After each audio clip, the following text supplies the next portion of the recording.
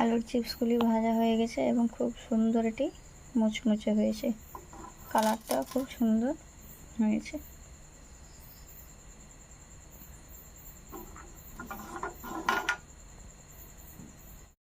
Hello বন্ধুরা, আজকে আমরা আলুর চিপস ভাজবো। এই আলুর চিপসগুলো লবণ আর হলুদ দিয়ে প্রথমে ভাপিয়ে নিয়েছি, তারপর রোদ্রে 3-4 দিন শুকিয়ে নিয়েছি।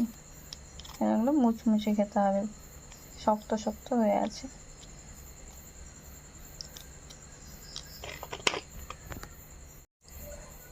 তেলটি আমাদের প্রায় গরম হয়ে এসছে। এবার একটি আলুর চিপস ছেড়ে দেখে নেব।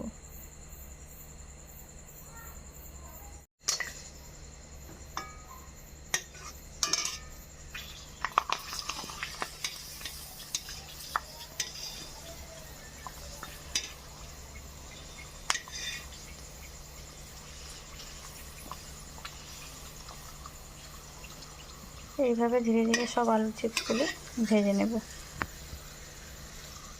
আলুর চিপসগুলি ভাজা হয়ে গেছে এবং খুব সুন্দর এটি মুচমুচে হয়েছে, কালারটাও খুব সুন্দর হয়েছে।